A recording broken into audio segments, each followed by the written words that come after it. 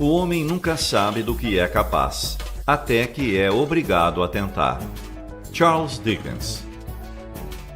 Olá! O encontro de hoje é sobre a prosa, mais evidentemente a prosa realista, a prosa naturalista, mas tem um pouquinho da poesia parnasiana aí no meio. Até por quê? Porque o período em que se inseriram essas obras é muito similar.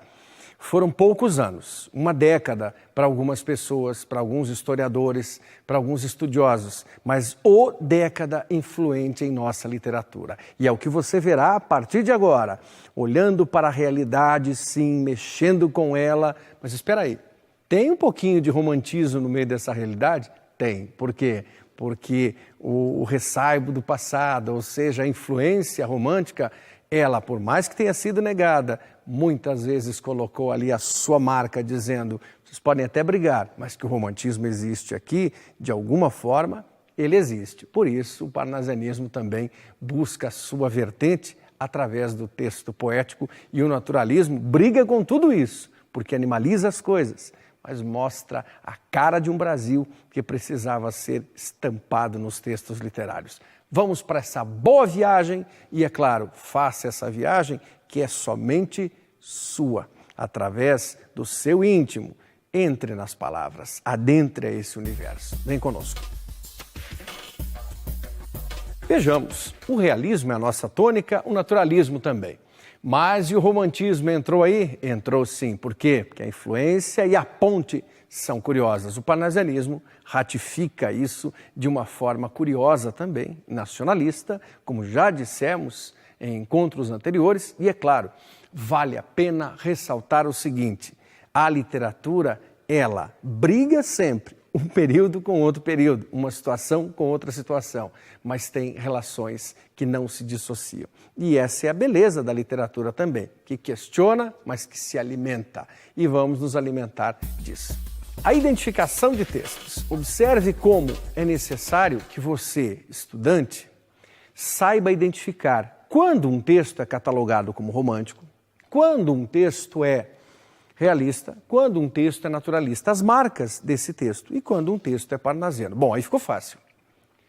Você vai dizer assim para mim, bom, mas é claro, porque o parnasianismo é essencialmente poético, então eu posso trabalhar de forma tranquila? Pode, mas cuidado, a poesia também existiu no realismo e naturalismo, de forma bem menos interessante, mas existiu. E a poesia romântica, por sua vez, ela é tão importante quanto a prosa. Mas como é que eu identifico esses textos? Vejamos, é por isso que vale a pena ressaltar sempre que tudo que nós aprendemos é, na verdade, depositado em nossa conta bancária intelectual, por assim dizer. E lá fica. Podemos retirar sim, porque temos saldo. Aliás, você tem muito saldo. Retire, então. Observe esse belo texto. Veja a plenitude desse texto e comece a pensar na leitura, na concepção dele. Se ele é romântico, se ele é realista, se ele é naturalista, se ele é parnasiano. O colibri sacia-se de mel e perfume, depois adormece em seu branco ninho de algodão, até que volta no outro ano a lua das flores. Como o colibri, a alma do guerreiro também satura-se de felicidade e carece de sono e repouso.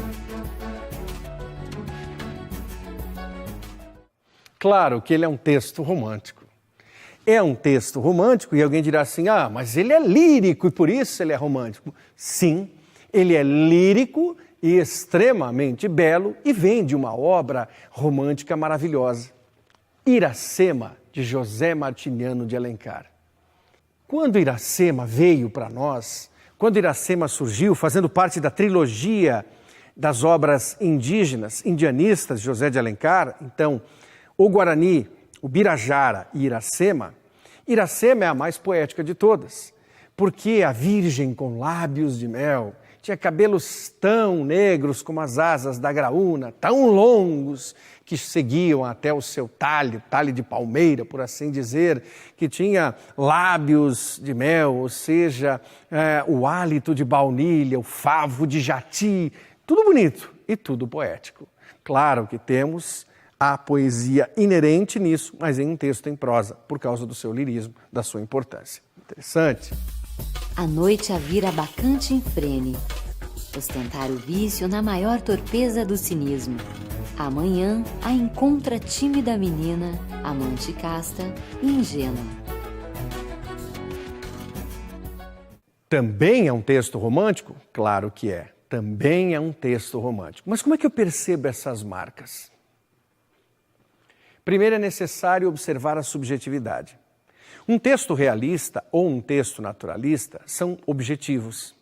Já esse que acabamos de observar, e o anterior também, são subjetivos, porque devaneiam, fazem uma fuga da realidade, evadem-se, evasão no tempo, evasão no espaço e mais longe. São textos que trazem também a natureza como sua cúmplice amorosa, aquela cumplicidade apaixonada. Essas marcas são líricas, sim, são interessantes do ponto de vista romântico, porque o romântico é um sonhador, certo? Mas e o texto que vimos há pouco tem uma ou outra marca mais realista, sutil, muito sutil. Senhora, e conversamos, ao falarmos sobre romantismo, nós dissemos que Senhora, evidentemente, é uma obra romântica, mas que traz algumas pequenas marcas do realismo. Lucília também.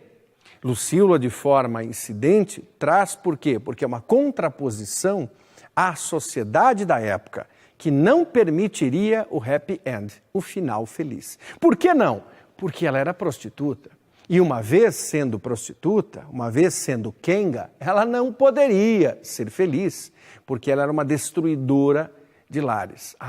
Então o desfecho da obra, por mais que traga todo um lirismo que acabamos de mencionar, apresenta ares realistas. Sim, mas como é que eu classifico, professor? Você classifica como obra romântica, classifica como texto romântico, mas é necessário entender que há algumas pequenas marcas que ficam categorizadas como realistas. Nesse sentido, o choque, ou seja, a provocação à segregação da época, ou seja, ao conceito da época, que, aliás, existe até hoje.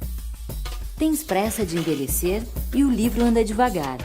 Tu amas a narração direta e nutrida, estilo regular e fluente, e este livro e o meu estilo são como os ébrios, guinam à direita, à esquerda, andam e param, resmungam, urram, gargalham, ameaçam o céu, escorregam e caem. É um texto realista. É um texto do mestre, do Bruxo do Cosme Velho, de Joaquim Maria Machado de Assis. 100 anos do seu falecimento em 2008. Sim. Este texto já mostra, na sua plenitude, outra situação. Agora é uma realidade. O devaneio foi embora, o texto é mais objetivo, o texto é mais concreto, o texto aponta falhas das pessoas, começa a mostrar que nós somos passíveis de equívocos e que somos determinados mais pela razão do que pela emoção. Então o realismo, ele é antagônico, sim. Me permita apenas, o realismo tenta fazer isso. Ficar de costas para o romantismo. Não consegue totalmente, mas ele mostra através da sua plenitude, do seu verso ou do seu parágrafo, que as relações são mais racionais, por causa das descrições. E isso é importante. A mulher romântica, como mencionamos há pouco em relação a Iracema, ela é maravilhosamente bem colocada, ela é perfeita e absoluta. Agora, quando olhamos para Memórias Póstumas de Brás Cubas e vemos, por exemplo, a descrição de Virgília, Virgília é colocada como uma bela mulher, mas que não tinha todos os atributos de uma deusa, por assim dizer. Então aí já se faz uma descrição interessante, tanto da mulher romântica quanto da mulher realista. Se falamos em mulher, vale a pena então entendermos assim: a mulher romântica idealizada, a mulher realista, mostrada na sua concretude, tendo defeitos, podendo limpar o chão, varrer, e não ser tão maciada assim, maravilhosa, e a mulher naturalista. O exemplo do texto que veremos apresenta a animalização da figura humana, e Bertoleza mostra isso de maneira clara. Observe. Os policiais, vendo que ela não se despachava, desembainharam os sabres, Bertoleza, então, erguendo-se com ímpeto de anta bravia, recuou de um salto e, antes que alguém conseguisse alcançá-la, já de um só golpe, certeiro e fundo, rasgava o ventre lado a lado. E depois emborcou para a frente, rugindo e esfocinhando moribunda numa lameira de sangue.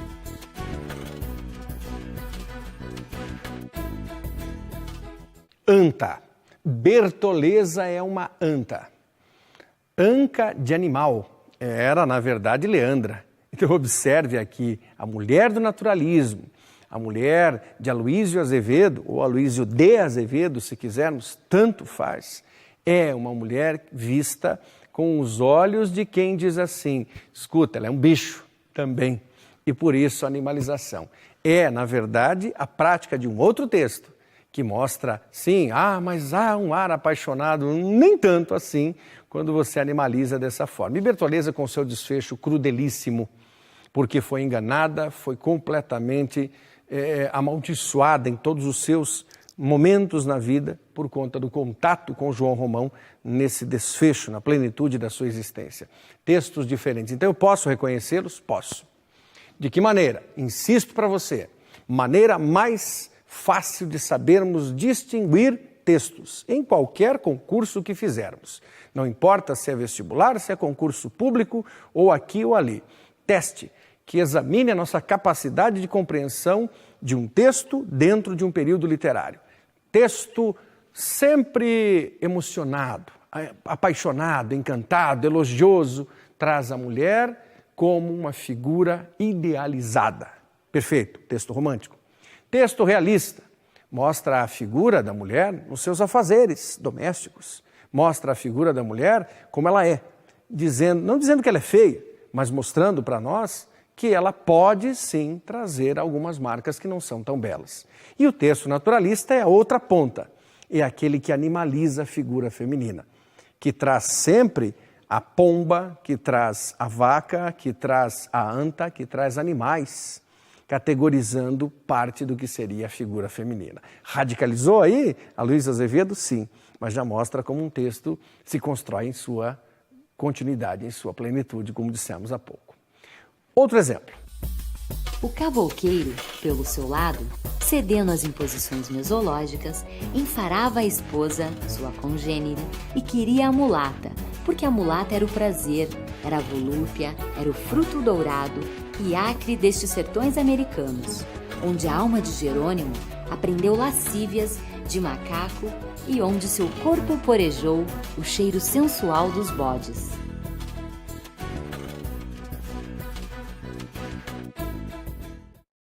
Pois é, para que as mulheres não fiquem aborrecidas, eis aí o homem animalizado, Jerônimo. Jerônimo é animalizado, sim, na sua disputa, na sua briga contra o capoeira. Sim, o capoeira firmo, e lá o capoeira jogava a sua arte, e o Jerônimo português, que se apaixonou pela Rita Baiana, que é animalizada também, mulher sensual, e os dois parecem brigar por causa de uma cadela que está no cio. E nesse caso, Jerônimo é visto como um macaco. Mais uma característica que mostra não só a figura do personagem, mas a figura do homem em suas prerrogativas animalizadas. Curioso pensarmos isso, então não dá para você errar em nenhum lugar esse tipo de reconhecimento de um texto naturalista. Aliás, um belo texto. Leopoldo deu-lhe o braço e, enquanto por uma bela avenida, orlada de coqueiros, se dirigiam à elegante casa que lhes ficava a 30 braças do mar. O curioso estudante, recém-chegado, examinava o lindo quadro que a seus olhos tinha de qual, para não sermos prolixos, daremos ideia em 2 palavras.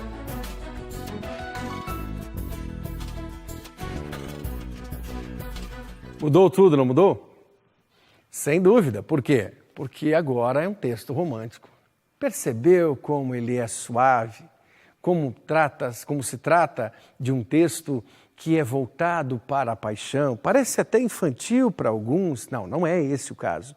Mas é um texto de Joaquim Manuel de Macedo, doce em todos os seus sentidos, Olha, o mel escorre do folhetim quando se publicou em 1844 essa obra e é o primeiro romance romântico brasileiro. Por conta disso, porque nós temos não só Augusto, mas temos Leopoldo, certo? E temos Fabrício e Felipe vivendo os ares de A Moreninha, da linda, da querida Carolina, daquela piveta de 15 anos, tão maravilhosa em sua essência de idealização plena de como seria uma mulher que cuidaria das crianças, que teria filhos e viveria feliz em função do seu marido. Tudo isso é muito lindo para o romantismo, como você acabou de observar. As coisas são bem claras aí. A identificação nos poemas. Vimos até agora a prosa. Então a prosa apareceu para nós dessa forma. E já ficou claro que é possível dissociar os 3 tipos de texto. Sim. Cabe o que como sugestão? Exercitar isso. Cabe sim um exercício. Cabe a seguinte observação. Que tal você buscar o próprio texto de A Moreninha ou, se quiser, uma outra sugestão, vá até o Guarani, de José de Alencar, então romântico. Depois, na sequência, leia Dom Casmurro, de Machado de Assis, fragmentos, relembre. E, por fim, vá para O Bom Crioulo, de Adolfo Caminha, que é naturalista, ou seja provocativo, e vá para O Mulato, de Aloísio Azevedo. Você encontrará 3 situações textuais interessantíssimas e verá a plenitude da marca romântica, realista e naturalista. Bom, isso é prosa. Agora vamos para a poesia. Na poesia nós temos uma outra maneira de reconhecer também. Observe. Estranho mimo, aquele vaso. Vi-o casualmente, uma vez, de um perfumado contador sobre o mármorelusídio, entre um leque e o começo de um bordado. Fino artista chinês enamorado, nele pusera o coração doentio em rubras flores de sutil lavrado, na tinta ardente de um calor sombrio. Mas, talvez por contraste à desventura, quem o sabe, de um velho mandarim, também lá estava a singular figura. Que arte em pintá-la! A gente, acaso vendo-a, sentia um não sei quê com aquele chin, de olhos cortados, à feição de amêndoa.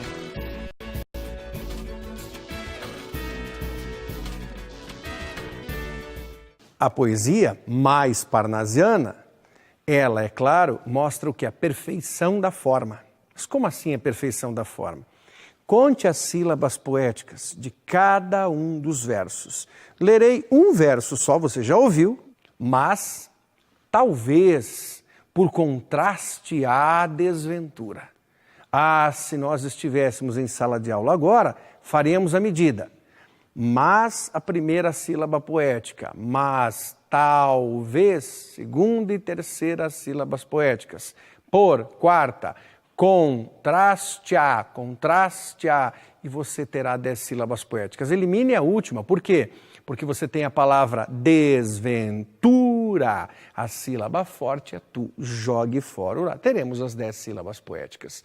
Claro, neste sentido, vale a pena pensarmos que nem sempre encontramos 10. Muitas vezes os versos dodecassílabos ou alexandrinos podem aparecer, mas a perfeição da forma, a ausência de romantismo, a preocupação com o texto mais voltado à perfeição, ou seja, palavras que combinam. Temos então desventura, figura, mandarim, tim, pintá-la, vendo-a, amêndoa, e isso, é claro, categoriza esse poema como parnasiano.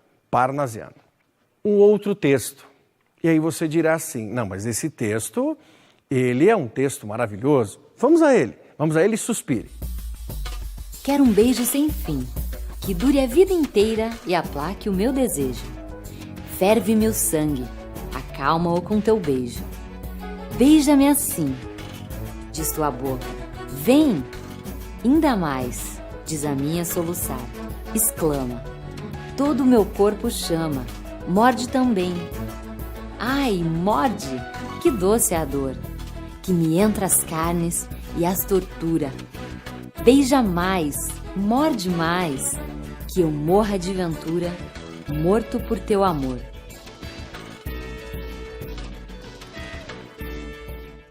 Olavo Bilac tem as suas marcas românticas porque ele herda muito isso. Quando em Via Láctea ele cita, naquela pergunta que se faz a ele, mas escuta, tresloucado amigo que falas com estrelas, que história é essa? Pergunta Olavo Bilac, e ele dirá assim de uma forma muito correta na sua poesia, só quem ama é capaz de ouvir e de entender estrelas. Então o Olavo Bilac foi nacionalista, sim, grande nacionalista. A ideia do serviço militar obrigatório, salve lindo pendão da esperança, salve símbolo augusto da paz, a ideia da última flor do lácio, da língua portuguesa, inculta e bela, és ao mesmo tempo esplendor e sepultura, tudo isso muito bonito. E um outro detalhe, ele amava também, então ele recebe algumas coisas do romantismo por influência.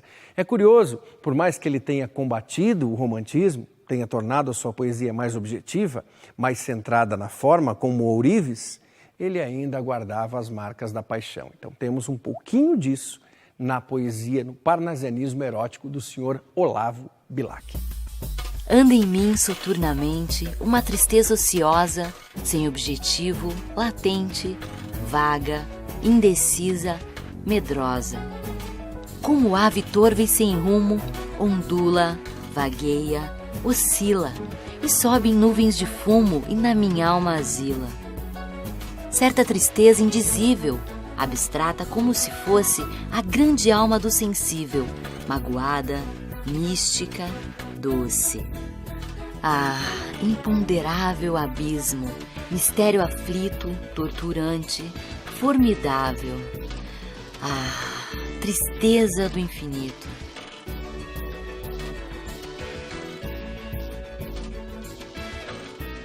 Que beleza de texto! E é um texto simbolista. O simbolismo é o neorromantismo? Em parte, sim. Sobretudo com a figura de João da Cruz de Souza, esse catarinense maravilhoso, cisne negro. Sim, o cisne negro era obcecado pela cor branca, mas também possuía uma forma de escrita maravilhosa quando ele escrevia sobre a figura feminina. E é claro, as marcas do erotismo estão presentes também na poesia dele, sem dúvida nenhuma, sem dúvida nenhuma. Mas não é isso o ponto incidente. O fato é que a simbologia. Mas como é que eu diferencio, então, um texto parnasiano de um texto simbolista? Essa sua pergunta encontra uma resposta razoavelmente simples. Razoavelmente simples. Qual? A de que você pode, evidentemente, entender as 10 sílabas poéticas, tanto para o parnasianismo quanto para o simbolismo, mas pode entender que os temas do parnasianismo são mais palpáveis, mais táteis, mais concretos, e os temas do simbolismo são mais imaginativos, mais simbólicos.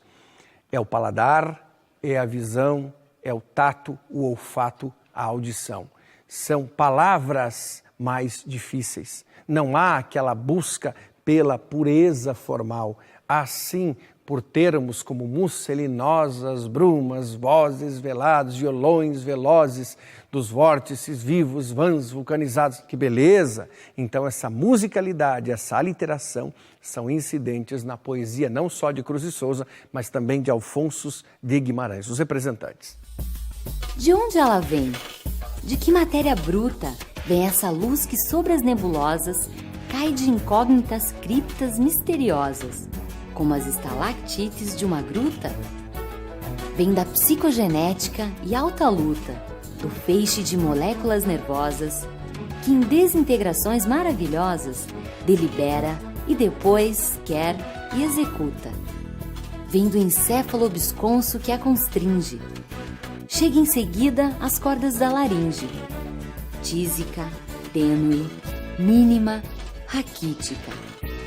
Quebra a força centrípeta que a amarra, mas, de repente, e quase morta, esbarra no molambo de uma língua paralítica.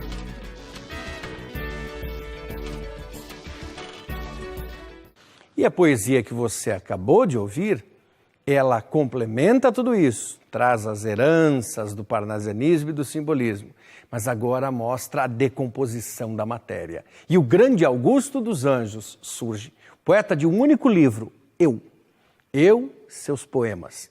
Poemas que mostram a matéria se decompondo. Por isso é o poeta do amoníaco, é o poeta preferido por muitos químicos, que gostam desse estilo despojado, provocador, ao mesmo tempo irritante e, para muitos que não gostam, nojento. Por quê? Porque ele busca os estados da matéria. Por isso, a mesma boca que te beija é a boca que te escarra, diria o poeta Augusto dos Anjos, e você percebeu isso nas marcas. Mas então, professor, eu preciso entender um pouco de cada um dos autores para compreender o que eles deixaram na poesia, sem dúvida alguma.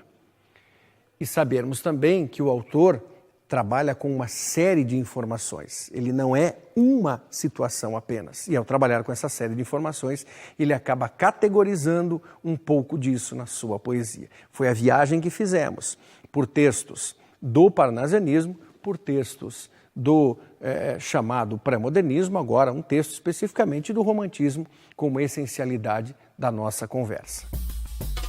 Quando os sons dos violões vão soluçando, quando os sons dos violões nas cordas gemem, e vão dilacerando e deliciando, rasgando as almas que nas sombras tremem. O texto de Cruz e Souza, que acabamos de ver, por exemplo, mostra a musicalidade predominante nele. A musicalidade que fez do Cisne Negro o maior poeta dessa época.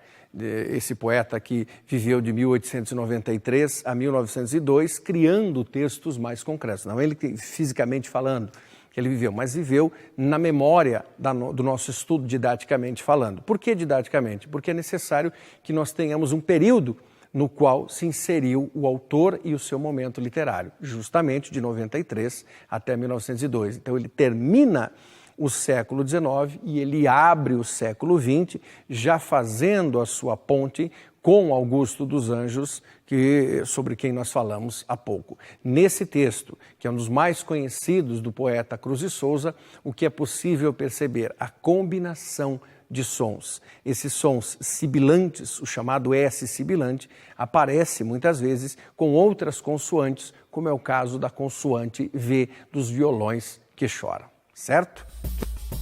Assim procedo. Minha pena segue esta norma.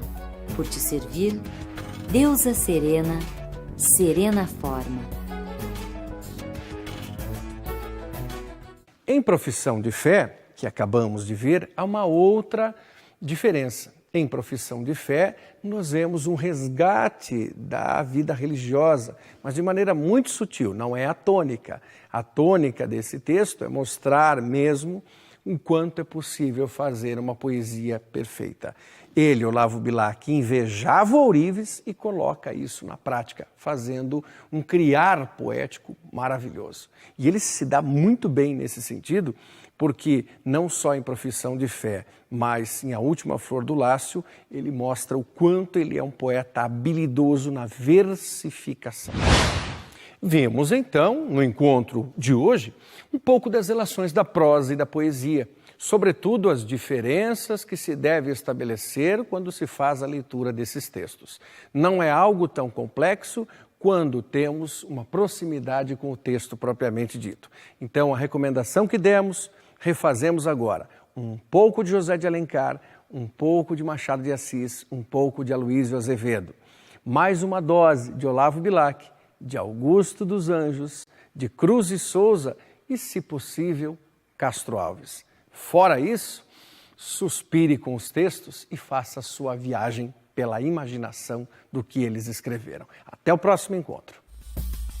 Avalia-se a inteligência de um indivíduo pela quantidade de incertezas que ele é capaz de suportar. Immanuel Kant.